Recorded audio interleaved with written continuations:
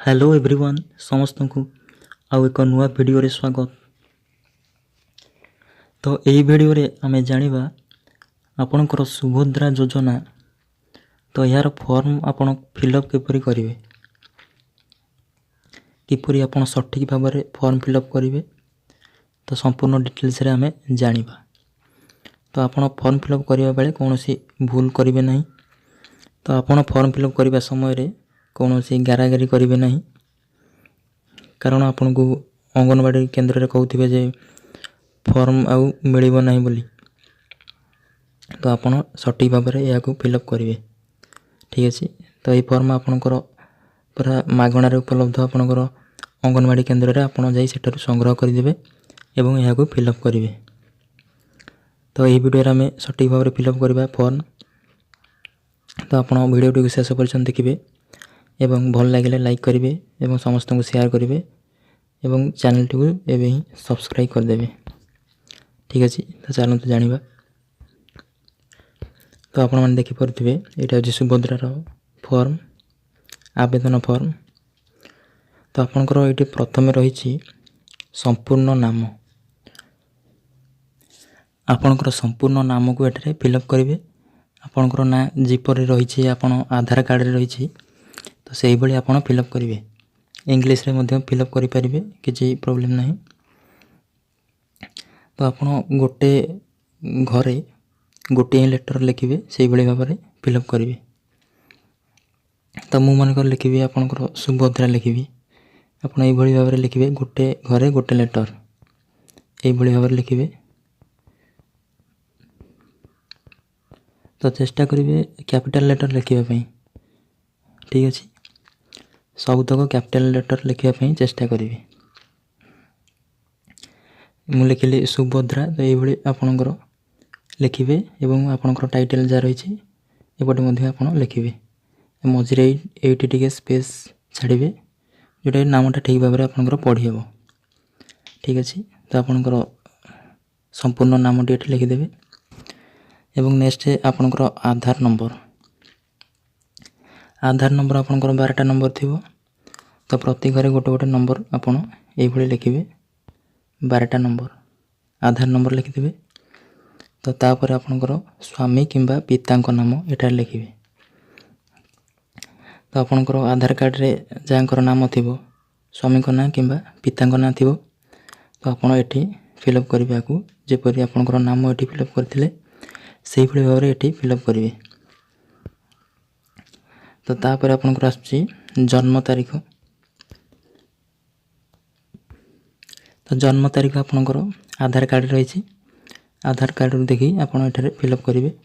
एठारे date fill up करेंगे एवं एठारे मंथ फिलअप करेंगे, एठारे आपणकर तारीख, एठारे मास एवं एठारे आपणकर मसीहा फिलअप करेंगे।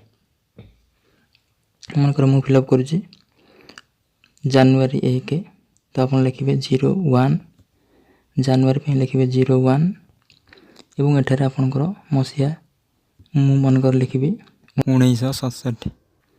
तो आप ये भाव में लिखिए। मुझे गोटे उदाहरण माध्यम देछि, तो आप यहाँ ठीक बोली भावे नहीं, ठीक अच्छे। तो तापर आपणकर वर्ग एटारे चिन्हट करेंगे, आपणकर कौ कैटेगोरी जाऊँगी जनरल किंबा आपणकर एससी किंबा एसटी एठारे आपण ठीक मारिबे। एवं आपण शारीरिक भिन्नक्षम जदि होइथिबे एठारे हाँ किंबा ना रे आपण ठीक करेंगे। तापर आपणकर आधार संयुक्त मोबाइल नंबर, आपणकर आधार कार्ड रे जो मोबाइल नंबरटा लिंक थिबो आपणकर आधार कार्ड रे मध्ये लिखाई थिबो नंबरटी, तो एटारे आपण नंबरटा फिलअप कर देबे। तापर आपणकर आसुची विकल्प मोबाइल नंबर, आपण चाहिए अन्य गोटे mobile number alternative mobile number मध्ये आपणकर एठारे देई परिबे, नले किछि असुविधा नहीं। तो तापर आपणकर आसुची जिला, एठारे जिला आपणकर फिलअप करेंगे, आपणकर जो जिला हेतु फिलअप करेंगे।